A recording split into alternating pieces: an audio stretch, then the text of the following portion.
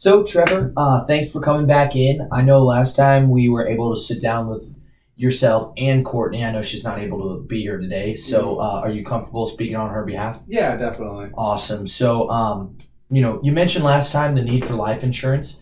Tell me a little bit more about why you think you got that need. Yeah, it's something I believe in and I believe it's important. I do value my own life, so it's something Yeah. that I think both of us need to figure out. Well, awesome. Yeah, so that's what we're here to do today. Just wanted to reconfirm the need there.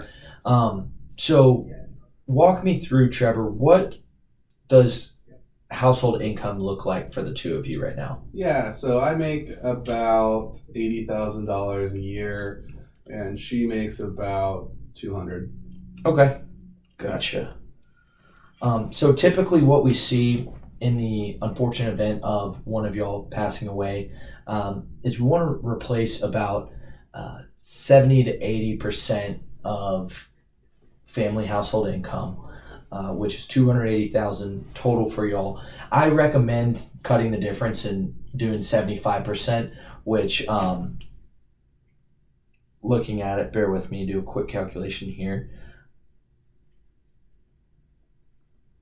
is going to be about 210,000. What are your thoughts on that number? Yeah, it increased my income by a lot. So Yeah. So, outside of just you guys' regular jobs, is there any other source of income? Yeah, have about $20,000 coming in from a trust. Okay, She doesn't have anything. gotcha. Prenup won't allow her to get it. Yeah. Anything else outside of that? No, that's it. Okay, gotcha. And while I typically recommend not including Social Security, typically what we see is when a spouse passes away, you may be able to get up to 10,000 in Social Security. Typically, I leave that out, and we just want to treat it as gravy. No, I want to make sure I know what I'm getting. Gotcha. Okay, so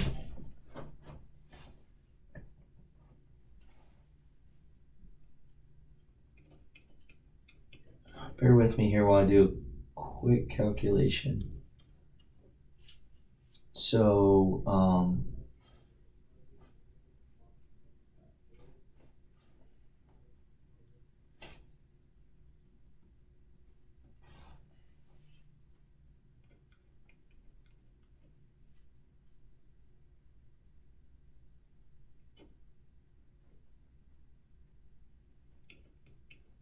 Trevor, in the event that you passed away, what's going to happen is Courtney's going to, I'm going to deliver her a check, and then she's going to turn around and give that check right back to me and say, I need to make this last for the rest of my life.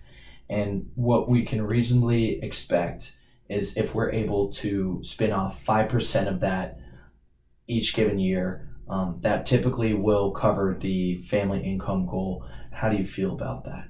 Yeah. Good. Okay. So good.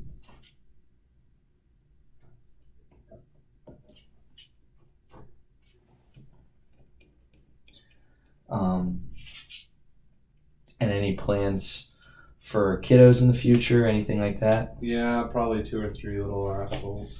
Nice. Nice. So moving on from that, looking at expenses that come when you lose a loved one. Typically, for final expenses as far as funeral costs, we're seeing in Dallas it costs about 10,000. That's what I typically recommend. But what are your thoughts on that? Yeah, 10,000 sounds good. Okay, gotcha. And then as far as an emergency fund, when we see somebody pass away, we want to be able to have a safety valve of at least 3 months worth of expenses to allow that person who is left behind to go through the grieving process. And what I would recommend is 25,000 typically will get you through those 3 months where you're not able to work due to grief. What are your thoughts on Sounds that? good to me. Okay. I know you mentioned probably having 2 kiddos here in the near future. What's your philosophy on education and the funding of it? Mine was all paid for, so theirs is all going to be paid for. Okay, so what we typically recommend, if you're looking to send them to a state school, would be about $100,000 for kids born within the next 5 years. Do you expect to have kids within the next 5 years? Yeah, probably. So. And you want to fund both of their educations? Yeah, state so schools, right? 100,000 for each. Okay. They want to go to private school. They need scholarships. Yeah. Do y'all currently own a home? Yes, I do. Okay. What does the mortgage look like on that? We actually have it paid out for in full. Nice. Man, you don't see that nowadays with someone as young as yourself, Yeah, which is that's awesome. Great. What does other debt look like? Credit cards, car loans? We've been pretty good. No debt. Awesome. And is there anything else out there that you'd want to make sure you covered in the event of an unfortunate passing? Not that I can think of, no.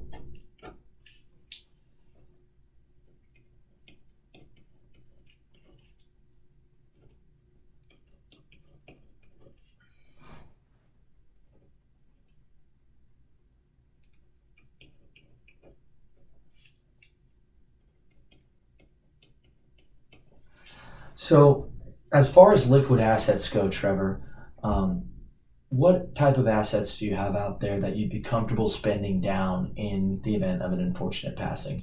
Most of those are there for some other reason, so probably none. Okay. That's what this is for, right? Yeah. What about existing life insurance? Does Courtney have any? Do you have any? Yeah, I think we both have about 2 times income. 2 times income? Okay. So that'd be 400,000 for Courtney and about 160,000 for you. Okay. Now bear with me while I get the number here.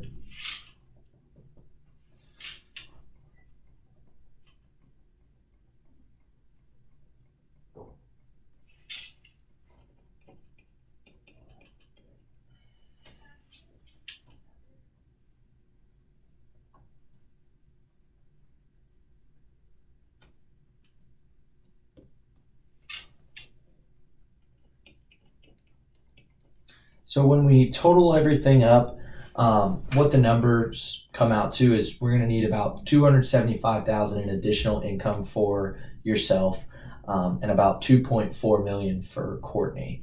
How do we feel about those numbers? She would tell you she's more valuable than me, so that sounds about right. All right. So now that we've got the numbers, what do you know about the 5 types of life insurance? Not enough. Awesome. My